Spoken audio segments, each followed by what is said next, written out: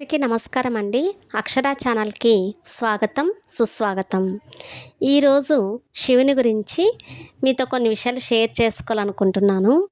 అదేంటంటే, శివతత్వము వేదాలకు చిక్కదు, ఉపనిషత్తులకు దొరకనిది, నమ్మక చమకాలకు లొంగేది కాదు, మహర్షులకు అంతుబట్టదు.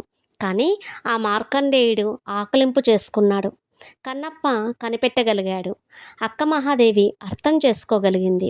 శివానుభవం పొందాలి అంటే, లభించాలి అంటే, ఆయన అనుగ్రహం లభించాలంటే శివభక్తుడైనంత మాత్రాన సరిపోదండి, భక్తుడే శివుడు కావాలి. నా రుద్రో రుద్రమర్పయేత్ అని అన్నారు. అంటే మనిషి మహాదేవుడిగా మారే క్రమాన్ని రౌద్రీకరణం అంటారు. అది మనకు శాస్త్రం చెప్తుంది.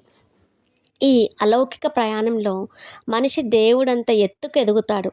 అవసరమైతే దేవుడు మనిషి ఘట్టానికి దిగి వస్తాడు. నిజమే కదండి. ఆయన రూపం అపురూపం.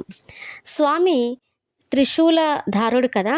ఆ త్రిశూలం ఏంటి అంటే మనకు ఏ సంకేతం తెలుపుతుందంటే, సత్వ రజో తమో గుణాలను తెలుపుతుంది.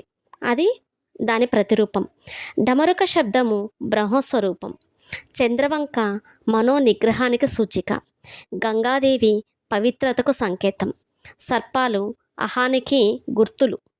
పులి చర్మం నిర్మోహత్వం అంటే నిర్మోహమాటం లేకుండా ఉండేటట్టు చేస్తుంది. భస్మం అనేది పరిశుద్ధతను తెలియజేస్తుంది.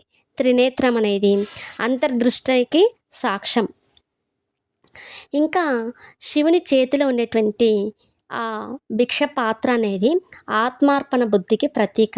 అంటే దీనిలో మన కర్మ సిద్ధాంతం అనేది అంతర్లీనమై ఉంటుందన్నమాట.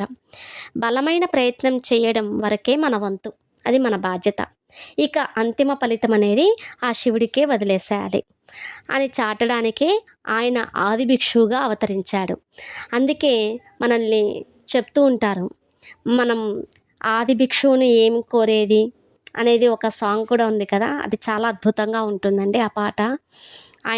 ఆయన రూపం కూడా చాలా అద్భుతంగా ఉంటుంది. కాశీ వీధుల్లో ఆ భిక్షపాత్ర పట్టుకొని సంచరించాడు. దక్షిణామూర్తి రూపంకి వస్తే, సాక్షాత్తు దక్షిణామూర్తి రూపం అనేది కూడా జ్ఞానానికి సంకేతం. జ్ఞానాన్ని ఆర్జించడానికి వయసుతో ఏమీ పని లేదు, పసిపిల్లల నుంచి పెద్దవాళ్ళ వరకు జ్ఞానాన్ని సంపాదించవచ్చు అని నిరూపించడమే ఆ దక్షిణామూర్తి యొక్క రూపం. ఇలా ఆయనలో మనం ఎన్నో రూపాల్ని తెలుసుకోవచ్చు. ఈ కంటెంట్ మీకు నచ్చినట్టయితే లైక్ చేయండి, షేర్ చేయండి, సబ్స్క్రైబ్ చేయండి ఫ్రెండ్స్. Thank you.